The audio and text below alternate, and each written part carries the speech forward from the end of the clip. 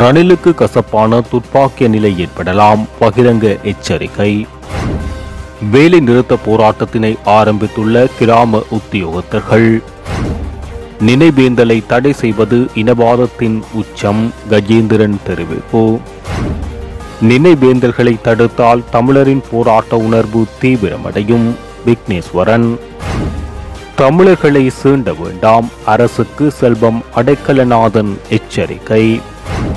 ரஷ்ய உக்ரைன் களமுனையில் இராணுவத்தினரை அனுப்பும் தனியார் நிறுவனம், தியாஸ்ரியின் கருத்தால் சர்ச்சை. நாணய நிதியத்துடனான உடன்படிக்கையை திருத்தி அமைக்க முடியாது, ரஞ்சித் சேம்பலாப்பட்டிய. மன்னாரில் கனிய மணல் அகழ்வுக்கு மக்கள் தொடர்ந்தும் எதிர்ப்பு, சுற்றுச்சூழல் தாக்கம் தொடர்பான மதிப்பீட்டை மேற்கொள்வதற்கு அனுமதி வழங்க முடியாது, அரசு அதிபர். யாழில் ஐஸ் போதைப்பொருள் ஆய்வுக்கூடம் சுற்றி வளைப்பு, 2 கைது. இலங்கையின் பொருளாதாரத்தை மீட்டெடுப்பது தொடர்பாக ஜனாதிபதி டொனால்ட் சந்திப்பு. தொடர்பான விரிவான செய்திகள். படுகொலை உண்ட தமது உறவுகளை நினைவேந்தும் நமது மக்களின் உரிமையை அடக்குமுறை சட்டங்களை ஏவி மறுப்பது நாட்டில் அமைதி சமாதானத்துக்கான வாய்ப்பை அடியோடு குலைத்துவிடும் என புளட் அமைப்பின் தலைவரும் யாழ் மாவட்ட நாடாளுமன்ற உறுப்பினருமான தர்மலிங்கம் சித்தார்த்தன் தெரிவித்துள்ளார். இவ்விடயத்தை நிதானத்தோடும் நீதி நியாயத்தோடும் தார்மீகத்தோடும் அணுகும்படி தனது போலீஸ் கட்டமைப்புக்கு ஜனாதிபதி ரணில் விக்ரமசிங்க இறுக்கமாக பணிப்புரை கொடுத்து வழிநடத்த வேண்டும். அதில் அவர் தவறுவாரேயானால் முன்னரும் சில தடவைகள் தமிழர்களிடம் அரசியல் பாடம் படித்த கசப்பான அனுபவம் போன்ற ஒரு பட்டறிவை திரும்பவும் அவர் பெற வேண்டிய துர்ப்பாக்கியம் நேர்ந்தாலும் நேர்ந்துவிடும் என எச்சரிக்கை விடுத்துள்ளார். முள்ளிவாய்க்கால் நினைவேந்தலையொட்டி முள்ளிவாய்க்கால் கஞ்சி விநியோகித்தவர்கள் சம்பூரில் ஈவிரக்கமற்ற முறையில் இரவு வேளையில் போலீசாரால் கைது செய்யப்பட்டமை தொடர்பில் ஊடகங்களிடம் கருத்து வெளியிடும் போது அவர் இதனை தெரிவித்துள்ளார். தமிழ் மக்களின் நினைவேந்தும் உரிமை மறுக்கப்படக்கூடாது என்பதை ஜனாதிபதி ரணில் விக்ரமசிங்கவே பல தடவைகள் வலியுறுத்தி கூறி வந்திருக்கிறார். அப்படி இருக்க அவரது போலீஸ் துறை அதற்கு முற்றிலும் மாறாக இப்போது நடக்கிறது. இதனை நோக்கும் போது நமக்கு ஒரு சந்தேகம் ஏற்படுகிறது. ஒன்றில் போலீஸ் துறை ஜனாதிபதியின் கட்டுப்பாட்டில் இல்லை, தமது கொள்கை கோட்பாட்டை தமது போலீஸ் துறை மூலம் செயற்படுத்த செய்யும் நிர்வாக அதிகார வலிமை அவரிடம் இல்லாமல் இருக்கலாம். அல்லது அவரும் இரட்டை வேடம் போட்டு தமிழரிடம் கூறுவது ஒன்று, தனது சிங்களவர்கள் மூலம் செவிப்பது வேறு ஒன்றாக இருக்கலாம். எது எப்படியாயினும் இந்த போக்கு ஜனாதிபதி ரணில் விக்ரமசிங்கவின் அரசியலுக்கு நல்லதல்ல. இத்தகைய அடக்குமுறைக்கு எதிராக போராடி பழக்கப்பட்டவர்கள் நமது தமிழ் மக்கள். நாங்கள் அடங்கோம், நினைவேந்தல் உரிமைகளுக்காகவும் அடங்காமல் போராடுவோம் என்ற செய்தியை ஜனாதிபதிக்கு கூறி வைக்க விரும்புகிறேன் என தெரிவித்துள்ளார். கிராம உத்தியோகத்தர்கள் இன்றைய தினம் வேலைநிறுத்த போராட்டத்தை ஆரம்பித்துள்ளனர். கிராம உத்தியோகத்தர்கள் தொழிற்சங்க போராட்டம் ஒன்றை ஆரம்பித்துள்ளதாக இலங்கை சுதந்திர கிராம உத்தியோகத்தர்கள் சங்கம் தெரிவித்துள்ளது. சம்பளம் மற்றும் கொடுப்பனவுகள் வழங்கப்பட வேண்டும் உள்ளிட்ட சில கோரிக்கைகள் அடிப்படையில் இந்த தொழிற்சங்க போராட்டம் ஆரம்பிக்கப்பட்டுள்ளது. இன்றைய தினம் முதல் எதிர்வரும் வெள்ளிக்கிழமை வரை தொழிற்சங்க போராட்டம் முன்னெடுக்கப்பட உள்ளதாக அறிவிக்கப்பட்டுள்ளது. இதேவேளை கிராம உத்தியோகத்தர்கள் தங்களது பிரச்சினைகள் குறித்து தென்மாகாண ஆளுநர் லக்ஷ்மன் ஜாப்பா அபிவர்த்தனவை சந்தித்து பேச்சுவார்த்தை நடத்தியுள்ளனர். வடக்கு கிழக்கில் நீதிமன்றங்கள் இனவாத போலீசாரின் கட்டளைகளுக்கு பணிந்து செயற்படுகின்றனவா என்ற கேள்வி எழுந்துள்ளதாக தமிழ் தேசிய மக்கள் முன்னணியின் பொதுச் செயலாளர் செல்வராசா கஜேந்திரன் எம்பி தெரிவித்துள்ளார். போலீசார் நீதிமன்றங்களுக்கு சென்று எதனை சொன்னாலும் அதனை அப்படியே நீதிமன்றங்கள் ஏற்றுக்கொண்டு செயற்பட வேண்டிய நிலைக்கு நீதிமன்றங்களின் சுயாதீனம் பறிக்கப்பட்டுள்ளதாக பாராளுமன்றத்தில் நேற்று இடம்பெற்ற நிதி கட்டளை தொடர்பான விவாதத்தில் உரையாற்றும் போது அவர் இதனை தெரிவித்துள்ளார். அவர் அங்கு தெரிவிக்கையில், திருவண்ணாமலையிலே கட்டைப்பரச்சான் பகுதியிலே புவன கணபதி ஆலயத்தில் அந்த கஞ்சி கொடுக்கின்ற நிகழ்வு நடைபெற்று கொண்டிருந்த பொழுது அந்த நிகழ்வில் ஈடுபட்டமைக்காக நேற்றைய தினம் இரவு எங்களுடைய கட்சியினுடைய திருவண்ணாமலை மாவட்ட உதவி செயலாளர் நவரத்தினராசா கரிகரகுமார் 44 வயது மற்றும் வேறு பொதுமக்கள் 3 பேர், 3 பெண்கள், கமலேஸ்வரன் விஜிதா 40 வயது, கமலேஸ்வரன் தேனிலா அவருடைய மகள் 21 வயது, செல்வ வினோதன் சுஜானி 32 வயது ஆகிய 3 பெண்கள் கைது செய்யப்பட்டு மூதூர் நீதிமன்றத்திலே நிறுத்தப்பட்டு 14 நாட்கள் அவர்களுக்கு தடுப்பு காவல் வழங்கப்பட்டிருக்கின்றது. இதுதான் இந்த நாட்டினுடைய நல்லிணக்கம், இந்த நாட்டிலே மற்ற இனங்கள் மதங்களை மதிக்கின்ற சித்துவமாக இருக்கின்றது. அதுவும் ஒரு ஆலயத்திலே கஞ்சி காய்ச்சப்பட்டமைக்காக இந்த தண்டனை வழங்கப்பட்டிருப்பது என்பது மிகவும் வேதனைக்குரிய ஒரு விடயம். இந்த சம்பவத்தை நாங்கள் மிக வன்மையாக கண்டிக்கின்றோம். அவர்கள் 4 பேரும் உடனடியாக விடுதலை செய்யப்பட வேண்டும். வடக்கு கிழக்கிலே நீதிமன்றங்கள் இனவாத போலீசாருடைய கட்டளைகளுக்கு பணிந்து செயல்படுகிறதா என்கின்ற ஒரு கேள்வி இருக்கிறது. போலீசார் நீதிமன்றத்திற்கு சென்று எதனை சொன்னாலும் அதனை அப்படியே நீதிமன்றங்கள் ஏற்றுக்கொண்டு செயல்பட வேண்டிய அளவுக்கு நீதிமன்றங்களுடைய சுயாதீன தன்மை பறிக்கப்பட்டிருக்கிறதா என்ற ஒரு கேள்வி இருக்கின்றது. நேற்றைய தினம் நீதிமன்றம் ஒரு உத்தரவு வழங்கியிருக்கிறது. பொதுமக்களை ஒன்று கூட்டுவதும் அவர்களுக்கு உணவுகளை கஞ்சிகள் போன்றவற்றை பரிமாறுவதும் சுகாதார சீர்கேட்டை ஏற்படுத்தும் என்று சொல்லி போலீசார் கேட்டுக்கொண்ட தடை உத்தரவை அப்படியே வழங்கியிருக்கிறார்கள், மறுகேள்வி இல்லாமல். அப்படி என்றால் நான் கேட்கின்றேன், இந்த மாதம் உங்களுடைய வெசாக் மாதம், இந்த மாதத்திலே நீங்கள் தன்சல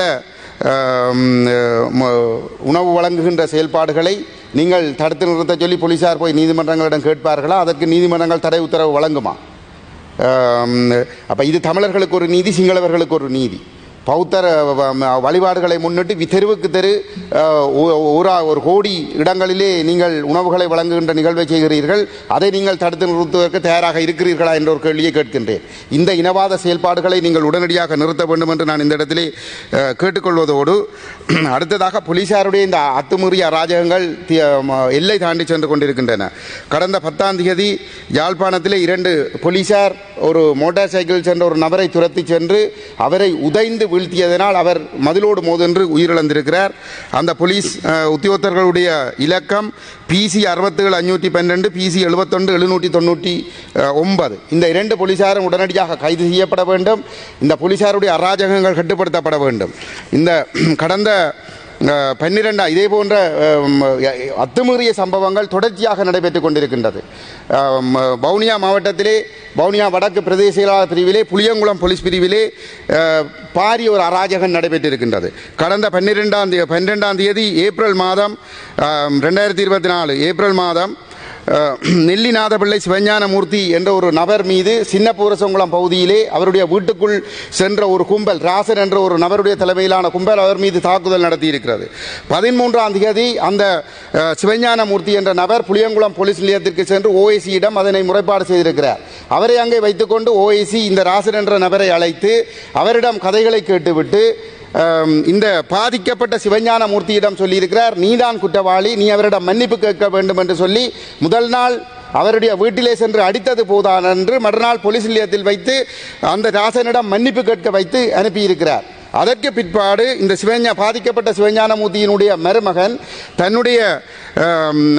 தன்னுடைய முகநூலிலே அந்த டிக்டாக் தளத்திலே புலேந்திரன் கிரிதரன் என்ற நபர் இந்த அநீதி தொடர்பாக ஒரு பதிவிட்டிருக்கின்றார். அது தொடர்பாக விசாரணைக்கு வருமாறு கடந்த 15ஆம் தேதி ஏப்ரல் மாதம் புளியங்குளம் போலீஸ் நிலையத்தில் பணியாற்றுகின்ற அனோஜன் என்ற போலீஸ் உத்தியோகத்தர் அவரை தொலைபேசி மூலமாக அழைத்திருக்கிறார். அன்றைய தினம் 4 மணிக்கு முன்னதாக வருமாறு 5 நிமிடங்களுக்கு முன்னர் அழைத்திருக்கிறார். அரை மணி நேரம் கழித்தவர் அங்கு சென்ற பொழுது, அந்த புலேந்திரன் கிரிதரன் என்ற நபர் சென்ற பொழுது அங்கு வைத்து அவருக்கு கைவிலங்கிடப்பட்டிருக்கின்றது.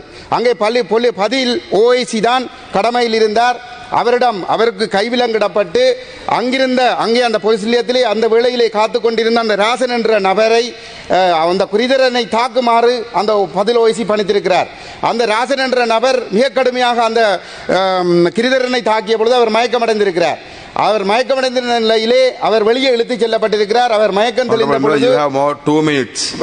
தெளிந்த பொழுது வீதியிலே நிறுத்தப்பட்டிருந்த ஒரு வாகனத்திற்கு கிட்டவாக அவர் இழுத்துச் செல்லப்படுவதை அவர் உணர்ந்து அங்கே பார்த்த பொழுது டாசன் என்ற நபர் அந்த வாகனத்திலே சென்று ஏறி இருக்கின்ற நிலையிலே அந்த வாகனத்தில் ஏற்றுவதற்கு முயன்ற பொழுது அவர் கடுமையாக எதிர்ப்பு தெரிவித்து கூச்சலிட்ட காரணத்தினால் வீதியால் சென்ற பொதுமக்கள் அங்கே குவிய தொடங்கியதனால் மீண்டும் அவரை போலீஸ் நிலையத்திற்கு கொண்டு வந்து போலீஸ் நிலையத்தில் வைத்து அவரை கடுமையாக அந்த பதில் OIC-யும் அந்த ராசன் என்ற நபரும் தாக்கி அங்கே ஒரு பெண்மணியும் அங்கே இருந்திருக்கிறார். அவர் வீடியோ பிடித்திருக்கிறார். அந்த பெண்மணியை கையை பிடித்து அந்த பதில் OIC சொல்லியிருக்கிறார், நீயும் இவரை அடி என்று சொல்லி. ஆனாலும் அந்த பெண்மணி தாக்கவில்லை. அதற்கு பிற்பாடு அந்த கிரிதரன் என்ற நபரிடம் ஒரு வீடியோ பதிவு செய்யப்பட்டிருக்கிறது. கிரிதரனில் தான் பிழை, கிரிதரனுடைய மாமா சிவஞானமூர்த்தியிலே தான் பிழை, டாசன் செய்ததெல்லாம் சரி என்று சொல்லி ஒரு வீடியோ பதிவு செய்யப்பட்டு அது டிக்டாக்லே பதிவேற்றப்பட்டிருக்கின்றது. இங்கே நான் கேட்கின்றேன், இங்கே சட்டத்தின் ஆட்சி நடைபெறுகிறதா அல்லது வெளிநாடுகளில் இருந்து கொண்டு இங்கே நின்று தொண்டு செய்கிறோம் என்ற பெயரிலே அவர்கள் செய்கிற காடைத்தனங்கள், அவர்கள் போடுகின்ற பிச்சைகளுக்காக இந்த OIC-யினர் எடுபிடிகளாக செயல்படுகிறார்களா என்கின்ற ஒரு கேள்வி கேட்கின்றேன். ஆகவே இந்த சம்பவம் தொடர்பாக உடனடியாக விசாரணை செய்யப்பட்டு இந்த குற்றச்செயலில் ஈடுபட்ட போலீசாரும் அதே நேரத்திலே அந்த போலீஸ் நிலையத்திற்குள் தாக்குதல் நடத்திய அந்த நபரும் கைது செய்யப்பட்டு சட்டத்தின் முன் நிறுத்தப்பட வேண்டும் என்று நான் இந்த இடத்திலே கேட்டுக்கொள்ள விரும்புகின்றேன். அத்தோடு எங்களை பொறுத்தவரையிலே இந்த இனப்படுகொலை தமிழ் மக்கள் மீது நடைபெற்ற இனப்படுகொலைக்கு ஒரு சர்வதேச குற்றவியல் நீதிமன்ற விசாரணை நடத்தப்பட வேண்டும். அதற்காக இலங்கை ரோம் சாசனத்திலே கையொப்பமிட வேண்டும் என்பதை இந்த இடத்திலே நாங்கள் வலியுறுத்தி கேட்டுக்கொள்கிறோம். ஐக்கிய நாடுகள் மனித உரிமைகள் பேரவைக்குள் முடக்கப்பட்டு இருக்கின்ற பொறுப்புக்கூறல் விவகாரம் உடனடியாக ஐக்கிய நாடுகள் மனித உரிமைகள் பேரவையினுடைய ஆணையாளரால் ஐக்கிய நாடுகள் பொது செயலாளர் நாயகத்திற்கு பாரப்படுத்தப்பட்டு சர்வதேச குற்றவியல் நடவடிக்கைகளுக்காக அது கொண்டு செல்லப்பட வேண்டும் என்பதை வலியுறுத்துகின்றோம். இங்கே கடந்த வாரம் நான் உரையாற்றியது தொடர்பாக வெளிநாட்டு பிரதி அமைச்சர் கௌரவ தாரக பாலசூரிய அவர்கள் தன்னுடைய வருத்தத்தை தெரிவித்திருந்தார். ஆனால் நான் அவரிடம் கேட்டுக்கொள்ள விரும்புகிற உண்மை நல்லிணக்க ஆணைக்குழு தொடர்பாக அவர்களுடைய ஆணைக்குழு உருவாக்கம் தொடர்பாக அவர்கள் தாங்கள் தொடங்குவதற்கு முன்னர் நாங்கள் குறை சொல்ல முற்பட்டதாக அவர் ஒரு கவலையை வெளிப்படுத்தியிருந்தார். தாரக பாலசூரிய அவர்கள் ஒரு நல்ல மனிதர், அவர் ஒரு இனவாதமற்றவர் என்பது எங்களுக்கு தெரிந்த ஒரு விடயம். ஆனாலும் இந்த சிஸ்டம் ஒரு பொழுதும் எங்களுக்கு நீதியை தராது. எங்களை பொறுத்தவரையிலே இந்த உள்ளக பொறிமுறைகள் எதனையும் எங்களால் ஏற்றுக்கொள்ள முடியாது. ஒரு சர்வதேச குற்றவியல் விசாரணையை எங்களுக்கு வேண்டும் என்பதை இந்த இடத்திலே பதிவு செய்து நிறைவு செய்கிறேன். நன்றி. முள்ளிவாய்க்கால் கஞ்சி பரிமாறிய குற்றச்சாட்டில் 3 பெண்கள் உட்பட 4 இரவு வேளையில் மிக மோசமான முறையில் போலீசாரினால் கைது செய்யப்பட்டமையை தமிழ் மக்கள் தேசிய கூட்டணியின் தலைவரும் யாழ் மாவட்ட பாராளுமன்ற உறுப்பினருமான நீதியரசர் CB விக்னேஸ்வரன் கண்டித்துள்ளார். இது தொடர்பில் அவர் கொழும்பிலிருந்து கண்டன அறிக்கை ஒன்றை வெளியிட்டுள்ளார். அந்த கண்டன அறிக்கையில் இரவில் ஆண் போலீசாரால் அநாகரிகமான முறையில் பெண்கள் கைது செய்யப்படுகிறார்கள். நம் நாடு எங்கே போகிறது? 2009ஆம் ஆண்டு மே மாதம் 18ஆம் தேதி இறந்தவர்களின் நினைவாக கஞ்சி வழங்கிய சில பெண்கள் போலீசாரால் வலுக்கட்டாயமாக முரட்டுத்தனமாக கைது செய்யப்பட்டு அவர்களது வீடுகளில் இருந்து அழைத்து செல்லப்பட்டுள்ளனர். இவ்வாறு கஞ்சி வழங்குவது ஆரோக்கியமற்றது என நீதிமன்றத்தில் போலீசார் உத்தரவு பெற்று அவ்வாறு விநியோகிக்க தடை உத்தரவு வாங்கியுள்ளனர் என தெரிகின்றது. அப்படியானால் பொது சுகாதார அதிகாரி மூலம் அல்லவா அந்த உத்தரவை பெற்றிருக்க வேண்டும். போலீஸ் எதற்கு? அம்பிகா சர்க்குணநாதன் அம்மையார் கேட்டது போல் மே தினத்தை ஒட்டியோ அல்லது வெசாக் தினத்திலோ போலீசார் அத்தகைய தடை உத்தரவுகளை பெறுவார்களா? 2009ஆம் ஆண்டு மே 18ஆம் தேதியை ஒட்டிய காலத்தில் இலங்கை இனவாத அரசினால் ஒப்பேற்றப்பட்ட இனப்படுகொலையை மூடி மறைக்கும் அப்பட்டமான முயற்சி இது. இத்தகைய தேவையற்ற கபடத்தனமான மூடி மறைப்பு செயல்களை இலங்கை நாடும் அதன் அரசும் எந்தளவுக்கு மேற்கொள்கின்றனவோ அவ்வளவுக்கு அதிகமாக இறந்தவர்களின் நினைவு கூர்ந்து சுயநிர்ணய உரிமைக்கான போராட்டத்தை முன்னெடுத்து செல்வதில் நமது மக்கள் மிகவும் உறுதியாக இருப்பார்கள். கைதானவர்களுக்கு எதிரான அறிக்கைகளை திரும்ப பெற்று நெருக்கடியில் இருக்கும் அந்த பெண்கள் உட்பட அனைவரையும் விடுவிப்பதற்கான உத்தரவை ஜனாதிபதி வழங்குவார் என நம்புகிறேன். 2009ஆம் ஆண்டு மே 18ஆம் தேதியே எனது தமிழ் சகோதரர்கள் கூடுதலான உற்சாகத்துடனும் உறுதியுடனும் நினைவு கூர்வார்கள் என சுட்டிக்காட்டப்பட்டுள்ளது. ஸ்ரீலங்கா சுதந்திர கட்சியின் புதிய நிர்வாகம் தொடர்பில் எவ்வித விழிப்புணர்வும் வழங்கப்படவில்லை என தேர்தல்கள் ஆணைக்குழு தெரிவித்துள்ளது. அண்மையில் ஸ்ரீலங்கா சுதந்திர கட்சி 2ஆக பிரிந்து தலைவர்கள் மற்றும் செயலாளர்களை நியமித்துக் கொண்டுள்ள நிலையில் தேர்தல்கள் ஆணைக்குழு இந்த அறிவித்தலை விடுத்துள்ளது. இதற்கிடையே முன்னாள் ஜனாதிபதி மைத்ரிபால சிறிசேன தரப்பினால் ஸ்ரீலங்கா சுதந்திர கட்சியின் புதிய தலைவராக நியமிக்கப்பட்டுள்ள அமைச்சர் விஜிதாச ராஜபக்சவின் பெயர் தேர்தல்கள் ஆணைக்குழுவில் சமர்ப்பிக்கப்பட உள்ளது. இந்த நிலையில் மைத்ரிபால சிறிசேன கட்சியின் தலைவர் பதவியிலிருந்து அவர் விலகியுள்ளார்.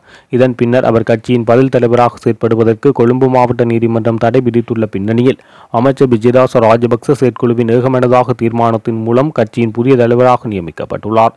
இதனைத் தொடர்ந்து கட்சியின் பதில் பொதுச் செயலாளராக கடமையாற்றிய துஷ்மந்த மித்ரபாலவுக்கு எதிராகவும் தடை உத்தரவு பிறப்பிக்கப்பட்டுள்ளதால் புதிய பதில் பொதுச் செயலாளராக சட்டத்தரணி கீர்த்தி உடவத்த நியமிக்கப்பட்டுள்ளார். மேலும் கட்சியின் புதிய நிர்வாகம் தொடர்பான விவரங்களை மிக விரைவில் தேர்தல்கள் ஆணைக்குழுவில் சமர்ப்பிக்க உள்ளதாக மைத்திரி தரப்பு அறிவித்துள்ளது.